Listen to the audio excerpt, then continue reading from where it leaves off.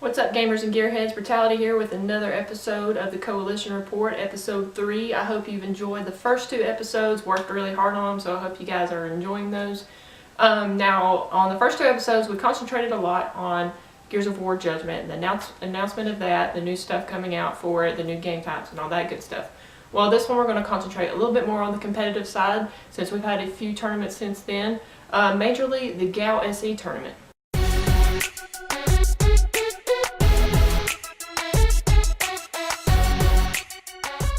So talking about the GOW SE Tournament, there was the European bracket and then the US bracket, and then the European and the US met in the finals match. On the US side, there was a lot of upsets, but Team LOX came out on top to battle the European team Apex. As I said, this was a back and forth battle between Apex and LOX.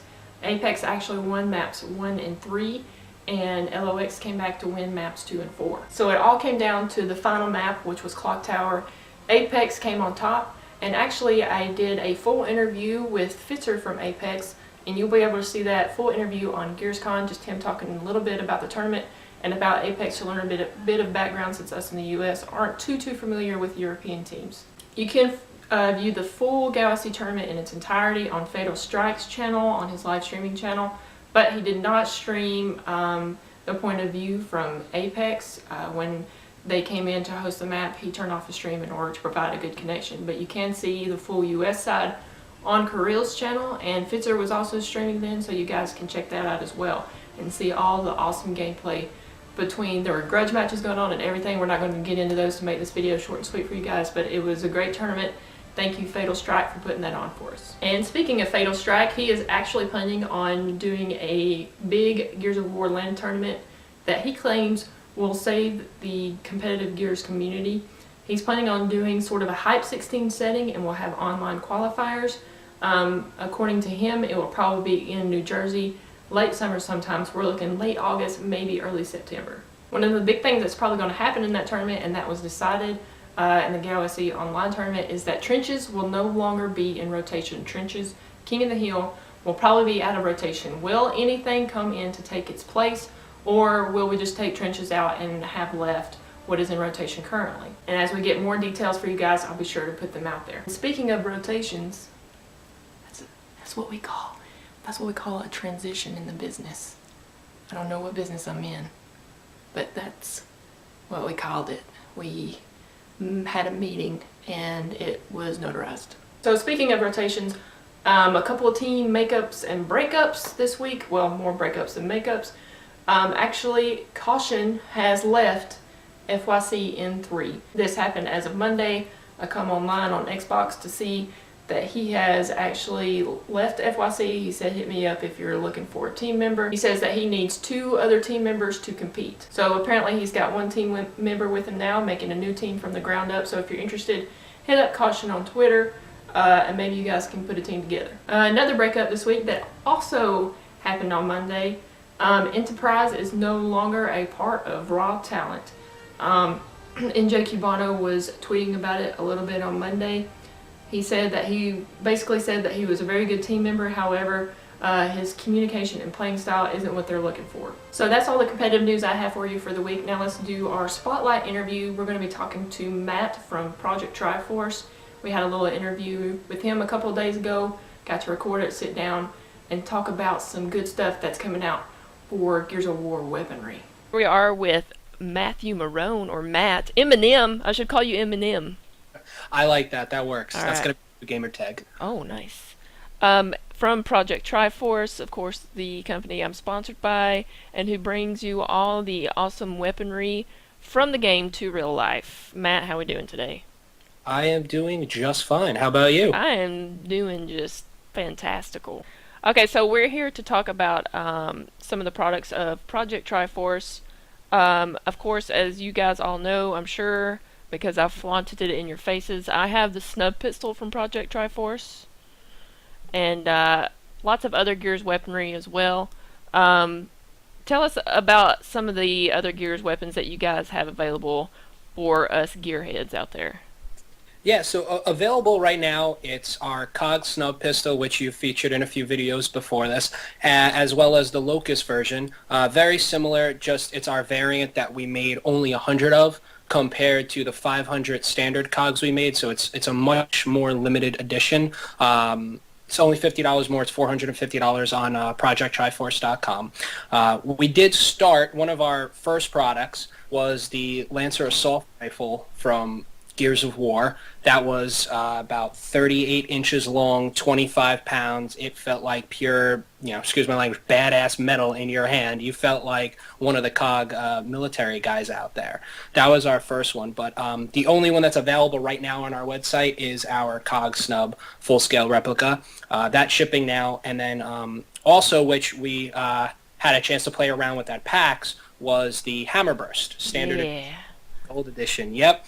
35 pounds of awesomeness. The Locust Hammerburst 2 from Gears of War 3 is up on our website for pre-order right now. Standard version goes for $850. The gold version goes for $900. The gold version we are only making, I believe we have 100 of. Yeah, we're only making 100 of that one. The standard one we are only making 500 of, and those will be shipping Q1 next year we're going with.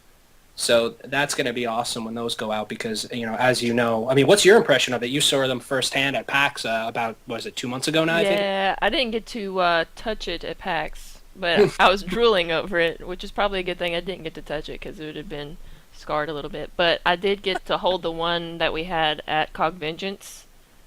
Oh, yes, we had the standard one. Yeah, there. the Yep. standard. It was awesome. That Hammerburst is my favorite. The standard Hammerburst is my favorite by far of the weapons that you guys make. I mean, lots of work goes into making these weapons. Can you kind of take us kind of through a short version of the process that you guys have to go through in order to make these? I mean, they're not plastic, guys. We're talking.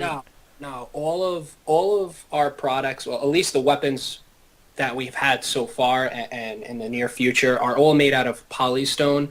It's a resin material that has a metallic property because we want you to pick this weapon up and not make it feel like sand or anything like that. You want it to feel like cold steel in your hand, and the mixture we use allows that to happen. So we use something called a polyresin, and overall, start to finish, it takes about 6 to 8 months depending on the product run, size. Obviously, some product is taking longer than others, but yeah, it's about 6 to 8 months. And I mean, the one thing that people have to notice too about, oh my God, there's 6 to 8 months to make, a gun is, A, yes, it's resin, but B, everything we make is hand painted. It's not something, where it's just an airbrush going through. Everything is hand painted. That's why you get that intricate detail in all of our products, not only on our weapons, but also our Marcus Phoenix Epic Scale Bust and our two newly released Batman products from Batman Arkham City,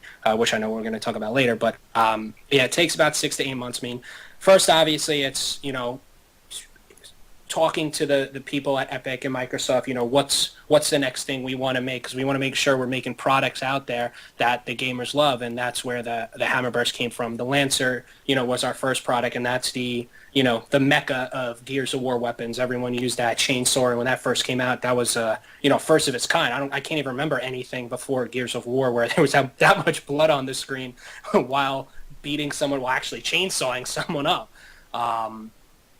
Yeah, and we've got a new Gears weapon on the way, just in time for Gears Judgment, folks. Yes. Everybody's, well, not everyone's, but most people's favorite power weapon.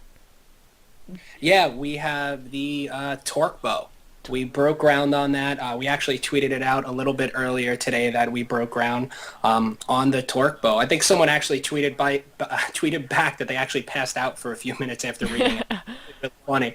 So we broke ground on the torque bow. That is, we don't have a date yet. We don't have a release on it. We just want to let the fans know that that's the next project we are working on, because Gears was our first project, our baby.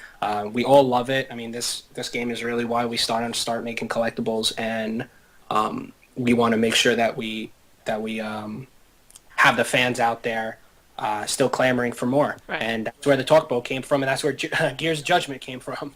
Now we know that there's two versions of a torque bow in the Gears game. There's open and then there's a closed torque bow. Which version are we gonna get as far as Project Triforce? Nice question. We are still working on that right now. Me personally, and I believe a lot of the fans out there too, would love to see a open torque bow. The only thing when you start looking at that torque bow is you see it in a Cog's hand or Locust's hand, Marcus's hands. I mean, that thing from top to bottom, I don't remember the exact measurements, but it's like 4 feet tall, completely open. And when you start making collectibles like that, there's obviously fracture points on there if it is going to open up, or even if it's standing still, you're going to have thin pieces holding it together. And we don't want to, compromise anything during shipping or product-wise, because you know how lovely these FedEx people are. Everyone saw the video of the FedEx guy throwing a TV set, so we want to make sure everything exactly gets to someone in one piece. So that's always something in a company like ours, Minds, who make these high-end collectibles. We want to make sure that the product is accurate to the game, because the fans out there like you will know that it's not accurate to the game. So make sure it's accurate to the game, but also somewhat realistic to get into your house and onto your wall or as you're cosplaying with it. So as of right now, we don't know if it's open or shut. I mean, definitely keep an eye out on our Facebook and Twitter social networking sites, because we will be updating people on that. But yeah, we did break ground. That is our next Gears of War project. And hey, you never know. You may even see it at one of the next Comic-Cons coming up. Oh man, that'd be awesome. So thank you to Matt from Project Triforce. Now, that was only part of the interview. More of the interview will be posted in its entirety on another video on my YouTube channel. Be sure to check that out. We talk about Batman, Mass Effect, all the awesome stuff that's coming out, and a new weapon coming out from Space Marine. You guys will be able to see Project Triforce at the Comic-Cons this year, San Diego Comic-Con coming up, and then New York Comic-Con, where they're revealing more weapons. He said maybe 2, 3, 4. So it's going to be awesome. Make sure you guys check them out on ProjectTriforce.com. Now, as I said, we've got a new segment coming up for the fans, by the fans. So last week I asked, what do you hope comes out of Gears of War 4 as far as gameplay? And we got some responses for you guys, and we even got a pretty cool video to show you guys. I'm going to keep this question open, just in case those that didn't answer want to answer, maybe do a video or recording to send my way, and I'll be able to put it on here for you guys. But we're going to call this segment FanCom, so we're going to take the show out with FanCom. So let's hear from the fans. It's my fan. Let's hear from the fans. Maybe I'll put it to my ear. It's the ocean.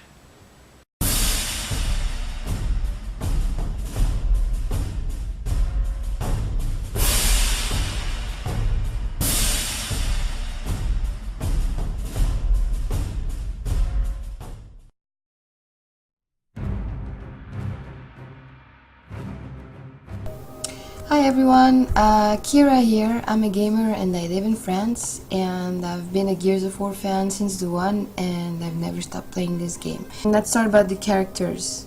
I just wish and I hope we're gonna see Marcus Phoenix there. I can't imagine playing Gears without seeing Marcus Phoenix in there. So that's one of the main things.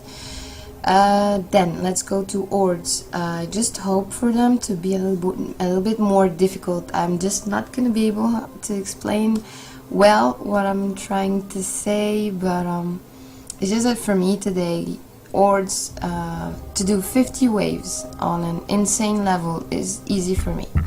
I do it every time, with or without mutator. So I don't know, maybe make it harder in some ways. Then let's go to the versus mode, the multiplayer mode.